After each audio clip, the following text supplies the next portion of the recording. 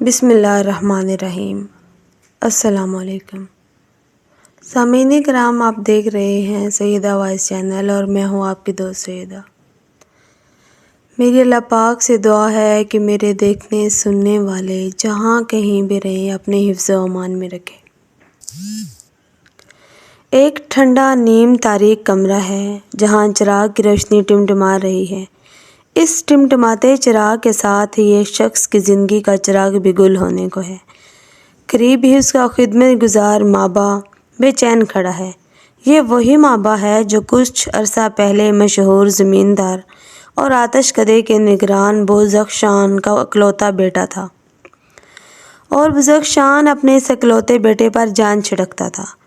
ماں باپ ایک دن عیسائیوں کے طریقہ عبادت سے متاثر ہو کر آتش پرستی سے تائب ہو گیا اور عیسائیت اختیار کر لی۔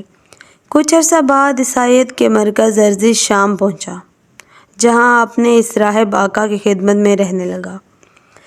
آج ماں باپ بے چین ہے کہ اب راہ حق کے لیے اس کی رہنمائی کون کرے گا۔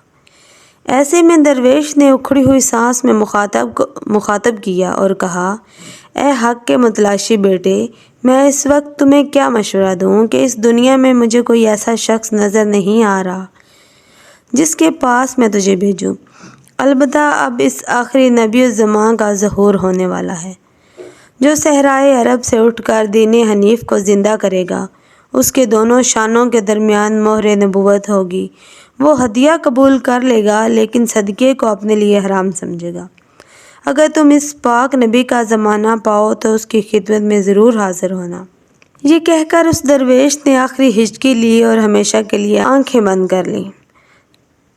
اب ماں باپ ہر وقت اسی جستجو میں رہتا تھا کہ کوئی قافلہ اسے ملے تو اس کے ساتھ اس سرزمین پر پہنچ جائیں جہاں اس آخری نبی کا ظہور ہونے والا ہے۔ آخر ایک دن ماں باپ کی مراد بر آئی۔ ماں باپ کو معلوم ہوا کہ ایک قافلہ عرب جانے والا ہے۔ ماں باپ اس قبیلے کے رئیس سے ملا اور اسے التجا کی کہ اسے گائیں اور بکریاں لے لے اور اسے اپنے ساتھ سرزمین عرب لے چلے۔ رئیس رضامند ہو گیا۔ جب قافلہ وادی ذی القریٰ پہنچا تو قافلے والوں کی نیت بدل گئی اور ماں باپ کو غلام بنا کر ایک یہودی کے ہاتھوں بیچ دیا۔ وہ یہودی ماں باپ کو اپنے ساتھ یثرب لے گیا۔ جہاں ماں باپ نے کھجوروں کے جھنڈ دیکھے تو اسے یقین ہو گیا کہ جس نبی آخر الزمان کا ذکر راہب نے کیا تھا وہ اسی کھجوروں والی سرزمین کو مشرف فرمائیں گے۔ آخر ایک دن وہ سات مبارک بھی آ ہی گئی جس کا ماں باپ کو بے چینی سے انتظار تھا۔ ماں باپ اپنے یہودی آقا کے باغ میں کھجور کے پیڑ پر چڑھا کھجوریں توڑ رہا تھا۔ آقا نیچے بیٹھا تھا۔ اتنے میں ایک یہودی شہر سے بھاگتا ہوا آیا اور کہنے لگا، خدا بنو کیلا کو غارت کرے، سب کے سب قبا میں ایک ایسے شخص کے پاس بھاگے جا رہے ہیں جو خود کو نبی کہتا ہے اور مکہ سے آیا ہے، اور لوگوں نے اس کے دعوے پر یقین کر لیا ہے۔ ماں باپ کے کانوں تک جب یہ باتیں پہنچی تو صبر کو انتہا کو پہنچ گیا۔ جسم پر کپکپی طاری ہو گئی۔ حواس ہو کر درخت سے اترا اور آنے والے یہودی سے بے تحاشا پوچھا، تم کیا کہہ رہے ہو؟ پھر بیان کرنا۔ اس کا یہودی آقا اپنے غلام کے تجسس پر ناراض ہو گیا اور ایک زوردار تماچا ماں باپ کو رسید کیا۔ لیکن چند دنوں بعد ماں باپ کو پھر موقع ملا۔ وہ کچھ کھانے کو چیزیں ساتھ لے کر بارگاہ رسالت میں حاضر ہوا اور صدقہ بتا کر حضرت محمد مصطفیٰ صلی اللہ علیہ وآلہ وسلم کی خدمت میں پیش کی۔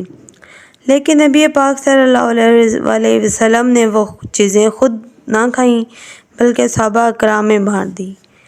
دوسرے دن ماں باپ نے پھر کچھ کھانے کی چیزیں خریدی اور ہدیہ کہہ کر نبی صلی اللہ علیہ وآلہ وسلم کی خدمت میں پیش کی۔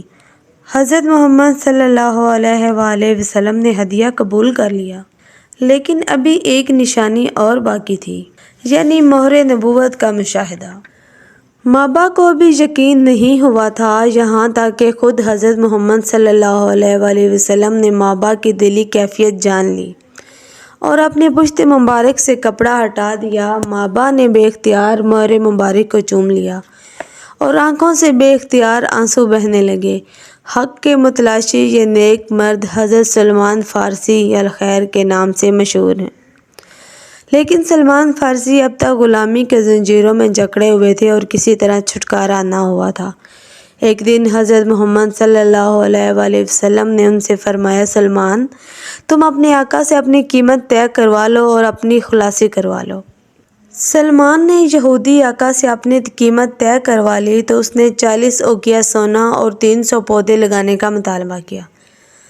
صحابہ نے مل کر 300 پودے جمع کیے جنہیں حضرت محمد صلی اللہ علیہ وآلہ وسلم نے اپنے ہاتھوں سے لگایا۔ اسی دوران حضرت محمد صلی اللہ علیہ وسلم کو ایک غزوہ میں 40 اوقیہ سونا ملا جو آپ نے حضرت سلمان فارسی کو دے دیا اور یوں وہ آزاد ہو گئے۔ حضرت سلمان فارسی کو حضرت محمد صلی اللہ علیہ وآلہ وسلم سے والہانہ محبت تھی۔ وہ اپنے وقت کا بیشتر حصہ حضرت محمد کی خدمت میں گزارا کرتے تھے اور زیادہ سے زیادہ آپ صلی اللہ علیہ وآلہ وسلم کی محبت سے فیض یاب ہوا کرتے تھے۔ خود حضرت محمد صلی اللہ علیہ وآلہ وسلم کا حضرت سلمان پر شفقت کا یہ عالم تھا کہ آپ نے انہیں مجوسی نسل ہونے کے باوجود اپنے اہل بیت میں شامل کر لیا۔ حضرت سلمان فارسی کے زہد و تقویٰ کا یہ عالم تھا کہ ساری عمر فقیرانہ وضع سے گزار دی اور خوف آخرت کا یہ عالم تھا کہ خود بھی خوف میں رہتے اور لوگوں کو بھی اس کی یاد دلاتے رہتے۔ حضرت محمد صلی اللہ علیہ وآلہ وسلم نے آپ کے بارے میں ہی فرمایا تھا کہ اللہ تعالیٰ نے مجھے 4 آدمیوں کے ساتھ محبت رکھنے کا حکم دیا ہے اور اللہ بھی ان سے محبت رکھتا ہے۔ پوچھا گیا وہ کون ہیں؟ فرمایا حضرت علی علیہ السلام، مقداد، حضرت سلیمان اور حضرت ابو ذر۔ 5 ہجری میں حضرت محمد صلی اللہ علیہ وآلہ وسلم کو غزوہ احزاب کے موقع پر خندق کھودنے کا مشورہ آپ نہیں دیا۔ حضرت محمد صلی اللہ علیہ وسلم نے پسند فرمایا۔ آپ احد و بدر کے علاوہ تمام غزوات میں شریک رہے۔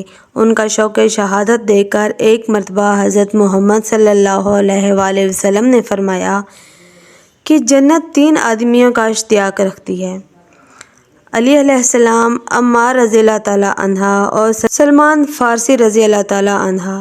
ایک اور موقع پر آپ صلی اللہ علیہ وآلہ وسلم نے حضرت سلمان فارسی رضی اللہ تعالیٰ عنہ کو مسلمان الخیر کا خطاب دیا۔